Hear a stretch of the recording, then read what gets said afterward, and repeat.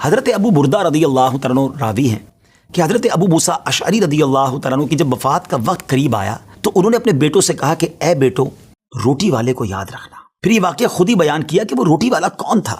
آپ نے کہا کہ ایک شخص تھا جس نے 70 سال اللہ کی عبادت کی، بڑی عبادت کی، مگر 70 سال بعد جب وہ باہر آیا تو شیطان نے اس کو بہکایا اور وہ ایک عورت کے فتنے میں مبتلا ہو گیا۔ 7 دن اور 7 راتیں وہ اس عورت کے ساتھ رہا، غلط کام ہو گئے۔ اب اس کو پھر شرمندگی ہوئی کہ یہ میں نے کیا کیا، 70 سال عبادت کی اور یہ 7 دن اور 7 راتیں میں نے گناہ میں گزار دی۔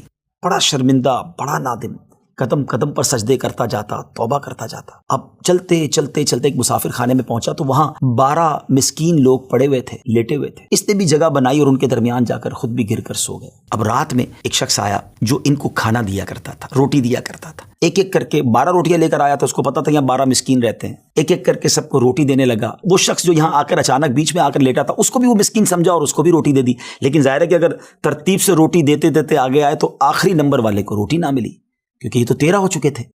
تو بانٹنے والے سے اس مسکین نے کہا کہ تم نے آج مجھے روٹی کیوں نہیں دی؟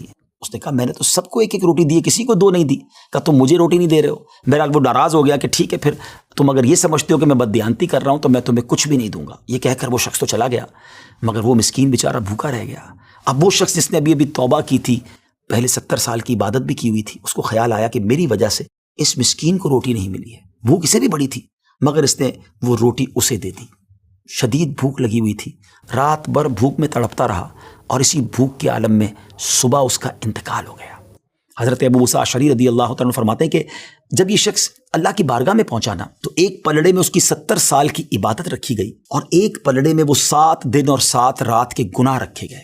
تو فرمایا کہ وہ گناہ جو تھے وہ 70 سال کی عبادت سے آگے بڑھ گئے، یعنی اب اس کے لیے گویا حکم ہو سکتا تھا کہ وہ جہنم میں جائے، مگر ان 7 دن کے گناہوں کے سامنے وہ روٹی رکھی گئی اور اس روٹی کی برکت سے، کیونکہ وہ اخلاص کے ساتھ ایثار کی گئی تھی، مسکین کی مدد کی گئی تھی، وہ 7 دن کے بڑے بڑے گناہ معاف کر دیے گئے اور وہ جنت میں چلا گیا۔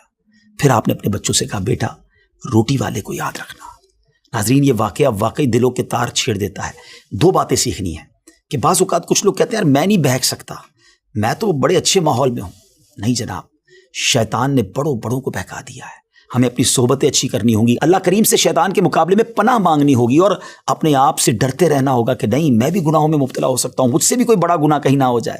توبہ کرتے رہیں، ڈرتے رہیں، خوف رکھیں اور اچھی صحبت اپنائیں۔ اور دوسری بات، صدقہ جو ہے نا وہ گناہوں کو مٹا دیتا ہے۔ صدقہ اللہ کی بارگاہ میں بڑا پسندیدہ ہے۔ غریبوں کی مدد کرنا یہ اللہ کو بڑا پسند ہے۔ ہمیں بھی چاہیے کہ وقتاً فوقتاً اپنے غریب پڑوسیوں، غریب رشتہ داروں، غریب مسلمانوں کی مدد کرتے رہیں۔